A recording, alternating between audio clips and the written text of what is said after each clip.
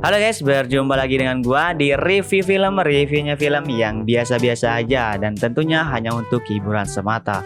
Sebelum lanjut ke videonya, alangkah baiknya kalian like, comment, share, dan subscribe dulu dan aktifkan tombol loncengnya agar setiap ada video terbaru kalian tidak pernah ketinggalan.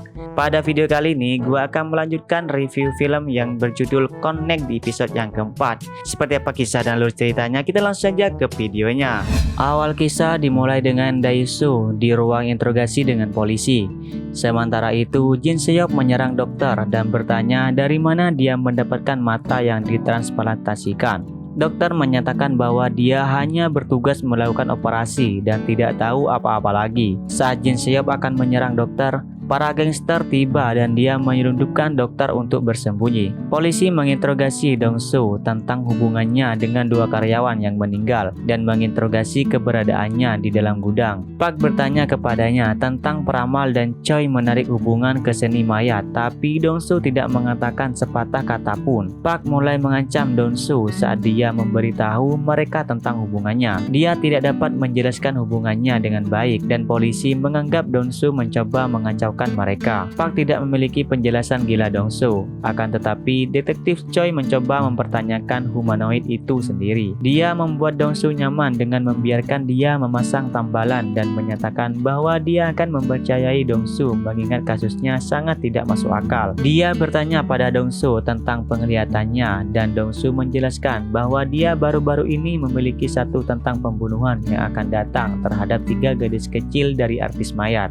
Choi bertanya tentang simbol Pluto dan Dong-soo mengklaim bahwa dia juga melihatnya. Dalam penglihatan itu, dia menunjukkan Dong-soo gambar tanda Pluto yang terukir di salah satu patung mayat, tapi humanoid itu ketakutan dan mulai membuang muka. Choi yakin Dong-soo tidak bersalah dan ingin melindunginya sebagai saksi. Dia meminta Dong-soo untuk menjelaskan penglihatannya dengan jelas, tapi Dong-soo tahu polisi lain sedang mendengarkan dari cermin dua arah. Choi bertanya apakah Dong-soo ingin pergi ke tempat pribadi. Sementara itu, Jin Se-hyuk membawa dokter ke ruang bedahnya sendiri dan mulai memukulinya. Jin Se-hyuk bertanya kepada dokter tentang menempatkan seseorang untuk mengikutinya setelah operasi dan bertanya apa yang istimewa dari mata sehingga banyak orang yang mengejarnya. Dokter mengklaim bahwa mata itu milik Connect. Kilas balik menunjukkan Jin Se-hyuk dipukuli dan ditusuk ketika dia datang ke klinik dokter. Jin Se-hyuk mengancam bahwa dia menderita kanker dan memperingatkan dokter agar tidak melakukan sesuatu yang mencurigakan dengan organnya. Di sisi lain, detektif Choi membawa Dong-soo ke atap untuk mengobrol dengan damai. Dong-soo melepaskan borgol itu dengan mematahkan tulangnya dan detektif Choi melihat dengan bingung saat tangannya sembuh sendiri. Dokter menjelaskan kepada Jin Se-hyuk bagaimana Dong-soo sembuh dalam sekejap setelah operasi. Dong-soo berbicara dengan detektif Choi yang terkejut tentang tubuhnya yang aneh dan mengklaim bahwa dia disebut sang penghubung. Jin Se-hyuk mengetahui bahwa dokter telah menguji transplantasi mata padanya hanya untuk itu dan menjadi lebih frustasi. Dokter menjelaskan bahwa sebuah perusahaan farmasi terkenal menemukan makhluk yang disebut Connect kembali pada tahun 2000. Dia menjelaskan bahwa penemuan itu dapat dikaitkan dengan keabadian dan Jin Se-hyuk senang mengetahui bahwa dia memiliki bagian tubuh yang abadi. Dong-soo memberitahu Choi bahwa dia memiliki visi yang sama dengan si pembunuh. Jin Se-hyuk marah dan membunuh dokter dengan menabrak tengkoraknya. Dia mulai bertepuk tangan dengan gembira setelah melakukannya. Dong-soo bertanya pada Choi apakah dia akan mengeksposnya ke dunia dan detektif tersebut mengklaim bahwa dia harus melakukannya untuk melindungi dunia. Detektif Choi mendapat telepon dari Park yang memberitahu mereka bahwa Dong-soo bukan warga negara terdaftar dan dia tidak ada di dunia hukum. Choi meminta Park untuk menyelidiki para gangster pemburu organ. Detektif itu mengklaim bahwa dia tidak punya urusan dengan Dong-soo lagi, tapi dia bersikeras agar detektif itu melepaskannya karena dialah satu-satunya yang tahu wajah anak-anak itu. Choi meminta Dong-soo untuk melepaskannya dan menyerahkan tugas menangkap si pembunuh kepada polisi, tapi Dong-soo melepaskan diri dari borgol dengan mematahkan tangannya yang lain. Dia mengklaim bahwa dunia ini selalu memperlakukannya seperti monster dan menambahkan bahwa dia bodoh karena dia mempercayai seorang detektif sebelum dia melompat dari atap. Choi menyaksikan menyaksikan dengan kaget saat Dongsu berdarah lebih dulu,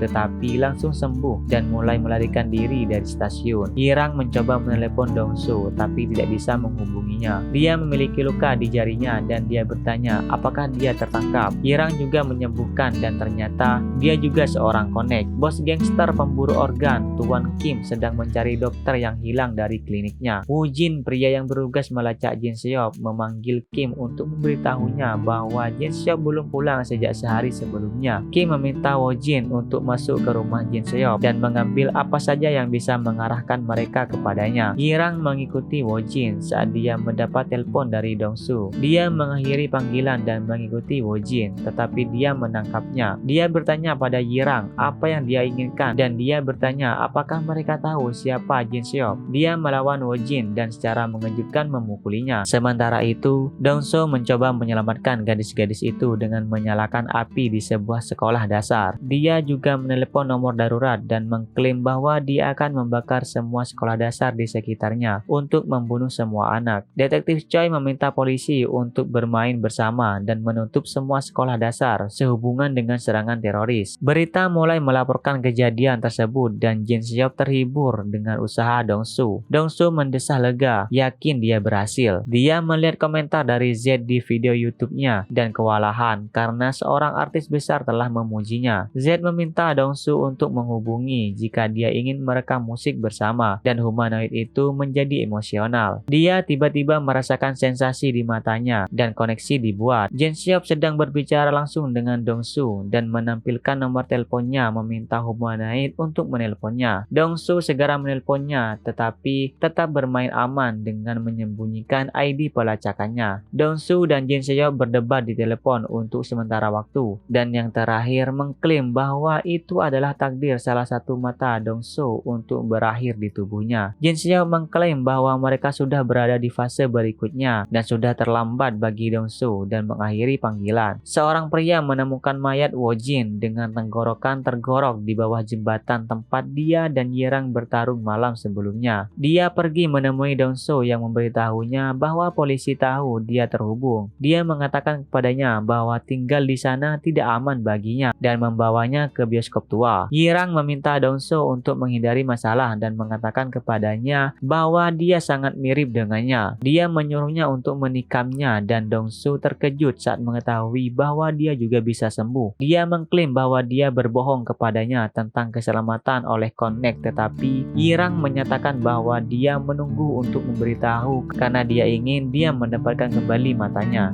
Dongsu menyebutkan bahwa dia tidak perlu memakai bandai, tapi dia menyatakan bahwa dia melakukannya untuk membuatnya terlihat normal dan melepaskan banditnya. Dongsu senang, akhirnya dia menemukan seorang untuk berbagi kesengsaraannya dan mereka berdua senang mereka tidak akan menderita sendirian. Yirang memotong pergelangan tangannya dan memotong pergelangan tangan Dongsu dan kedua makhluk dari dalam mereka mencoba untuk terikat saat mereka berpegangan tangan dan keduanya berbagi ciuman. Sementara itu, Z meninggalkan pestanya di klub malam dengan seorang gadis saat Jin Seop menyerangnya di tempat parkir dan menyeret tubuhnya. Keesokan paginya, Dongsu bermimpi di mana dia melihat seni mayat seorang yang mirip dengan Jin Seop. Hanya saja dia tidak tahu bahwa dia adalah dia. Dia tiba-tiba mengalami hubungan di mana Jin Seop terlihat merobek rencana pembunuhan aslinya dan Z muncul di kursi roda dengan luka di sekujur tubuhnya. Oke, itulah alur cerita dari serial Korea drama yang berjudul Connect di episode yang keempat. Terima kasih banyak buat kalian yang sudah menonton sampai selesai dan nontonnya tanpa skip. Dan buat kalian yang baru bergabung di channel ini, jangan lupa like, comment, share, dan subscribe dulu dan aktifkan tombol loncengnya agar setiap ada video terbaru kalian tidak pernah ketinggalan. See you next time.